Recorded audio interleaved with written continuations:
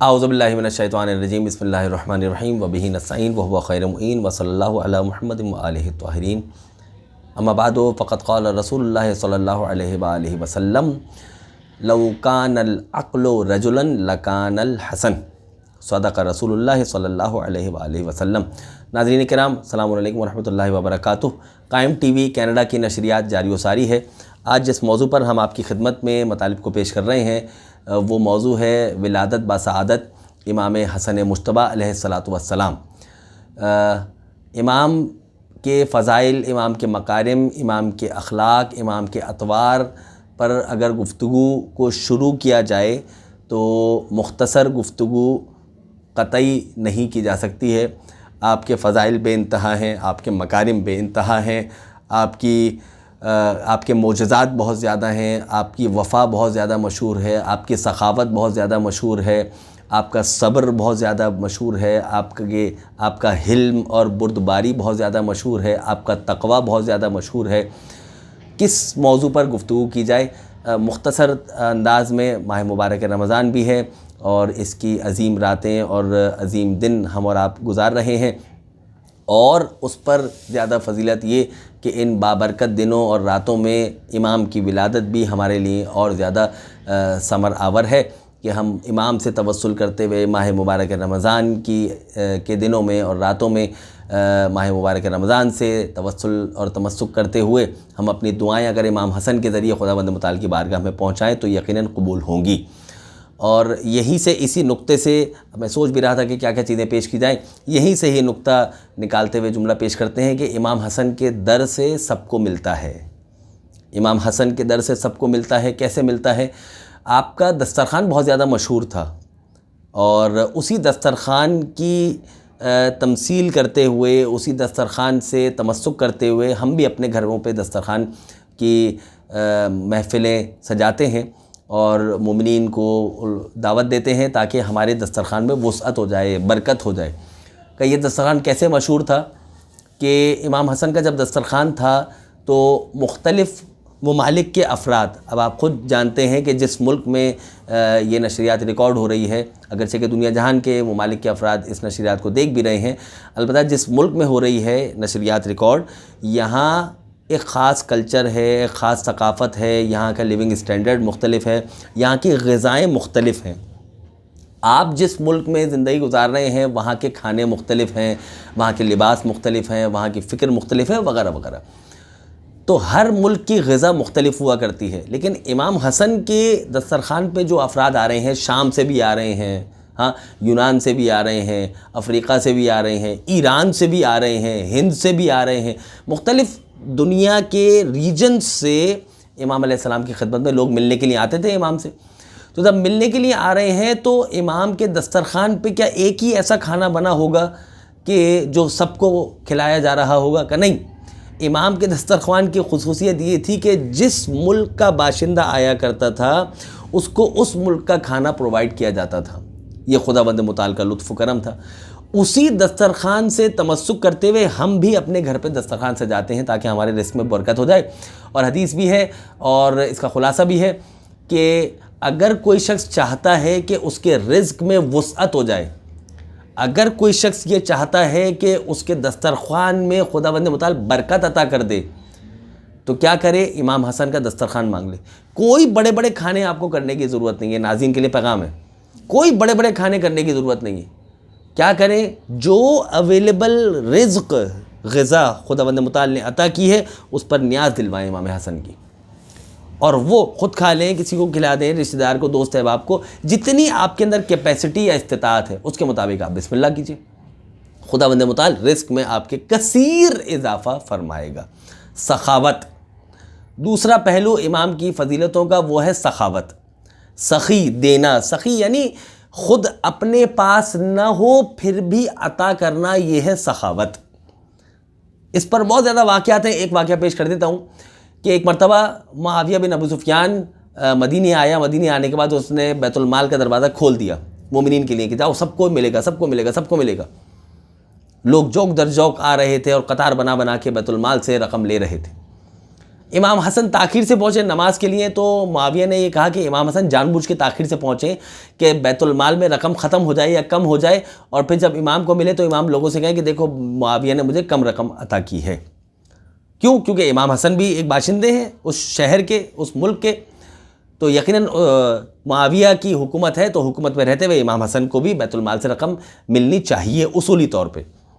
अगरचे कि इमाम हसन मोहताज नहीं है, दूसरों को देते हैं, इमाम का हाथ वसी है, आप वो रकम लेके दूसरों को दे देते हैं, अता कर देते हैं, लेकिन एक मुमलिकत के बाशिंदे होते हुए इमाम की ये जिम्मेदारी है कि आप को जो बैतुल माल से रकम मिल रही है वो ले लीजिए, बिल्कुल सीधे हाथ से, कोई मसला नहीं है। इमाम भी जब तशरीफ़ लाए तो हाकिम वक्त ने कहा कि चूँकि इमाम ताख़ीर से आए हैं ताकि मेरी बेइज्जती हो, तो इमाम ने कहा कि इमाम की तरफ इशारा करके मुआविया बिन अबू सुफियान ने कहा कि जितनी रकम आज पूरे अहले मदीना को मिली है उतनी बराबर रकम इमाम हसन मुश्तबा को दी जाए। माल जमा किया गया, ये सब जमा किया गया, इमाम हसन मुश्तबा को दे दी गई। इमाम ने ले ली, क्योंकि रिवायत में मौजूद है, इमाम ने वो सारी रकम ले ली। जैसे इमाम पलटे तो फिर मुआविया बिन अबू सुफियान ने ये जुमला कहा कि आप देखिए मैं हिंद का बेटा हूँ, यानी मेरी अता कैसी है। तो ठीक है, इमाम हसन पलटे, पलटने के बाद जैसे ही आगे बढ़े तो देखा कि एक ग़ुलाम है, एक शख्स है कि जिसने आगे बढ़ के इमाम की टेढ़ी जूतों को सीधा कर दिया, सिर्फ सीधा किया ताकि इमाम पाँव उसमें दाखिल करके आगे चले जाए। जैसे ही जूता सीधा किया, इमाम की जूती को सीधा किया, फ़ौरन इमाम ने इशारा किया कि वो सारा माल जो हाकिम वक्त की तरफ से मुझे मिला है वो मैं तुझे इस जूती को सीधा करने के एवज़ में अता करता हूँ। वहाँ से क्या जवाब आया था हाकिम वक्त की तरफ से कि मैं हिंद का बेटा हूँ। अब ज़हरा का लाल पलटा, पलटने के बाद जुमला कहा कि अगर तू हिंद का बेटा है तो मैं फ़ातिमा ज़हरा का बेटा हूँ। अलबत्ता तेरी सखावत में, तेरी अता में, तेरे देने में और मेरी सखावत में फ़र्क है। कब वो कैसे? कब वो फ़र्क ये है कि तू जो अता कर रहा है वो अपनी जेब से नहीं अता कर रहा, वो बैतुल माल से दे रहा है, और मेरी जो सखावत है वो मेरी ज़ाती है, ये माल मेरा है, मैंने अपना माल राह खुदा में खर्च किया है। ये है सखावत, यानी दूसरे के माल के ऊपर फजीलतें समेटना ये और है, और अपनी ज़ात के उन्वान से फ़ज़ाइल को समेटना ये अहले बैत अलैहिमुस्सलाम के काम है। अज़ीज़ान मोहतरम, जो हदीस मैंने आपके सामने शुरू में तिलावत की उस पर एक जुमला पेश करके बात को तमाम करते हैं कि लौकानल, रसूलुल्लाह की हदीस है, लौकानल अक़्लु रजुलान लकानल हसन। अगर किसी शख्स को, क्योंकि इस घराने का ये तुर्रा इम्तियाज़ है, सखावत है, इल्म है, सब्र है, शुजाअत है, बुर्दबारी है, ये सारी की सारी फजीलतें हैं, इनमें से जो सबसे अहम तरीन आपकी फ़जीलत है जिसको आप ख़ुद फजीलत करार देते हैं वो है इल्म। इल्म अज़ीज़ान मोहतरम, वो क्या है? इल्म।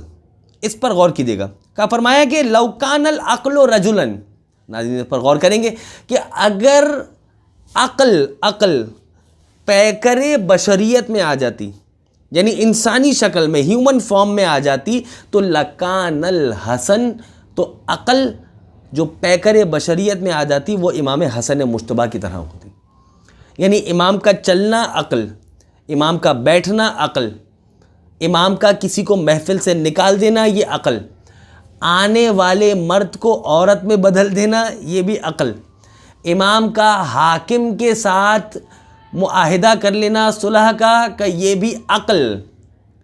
तो इमाम की ज़िंदगी अक़ल है।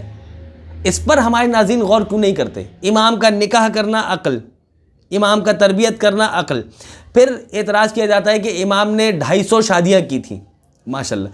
पहले तो देखिए, ये जुमला जो पेश कर दिया है मैंने, इस पर एक जुमला पेश करके बात तमाम करता हूँ कि इमाम की 250 शादियाँ थी, यानी आप निकाह करते थे फिर उसके बाद तलाक देते थे, निकाह तलाक, निकाह तलाक। तो अब एक हमारे मुहक्किक है बहुत जलील क़दर, उन्होंने तहकीक भी की कि इमाम की ज़िंदगी में जितनी आपकी उम्र मुबारक थी उसके मुताबिक अगर आपकी शादियों की तादाद काउंट की जाए और फिर उनकी तलाक़ों की तादाद काउंट की जाए तो उसके लिए कई साल की ज़िंदगी चाहिए, जबकि इमाम हसन मुश्तबा की उम्र मुबारक सिर्फ़ और सिर्फ 47 बरस है। यानी 49 हिजरी में आपकी वफ़ात, 50 हिजरी में आपकी वफ़ात हुई है, और आपकी विलादत मक्के से मदीने हिजरत करने के बाद 2 हिजरी में हुई है, 3 हिजरी में हुई है तारीख़ी रिवायत के मुताबिक। तो 47 साल की उम्र मुबारक के अंदर इमाम हसन मुज्तबा ने 250 से ज़्यादा निकाह किए हैं, ठीक है। और फिर कहते हैं कि ये निकाह इसलिए किए कि ताकि गरीबों की मदद हो।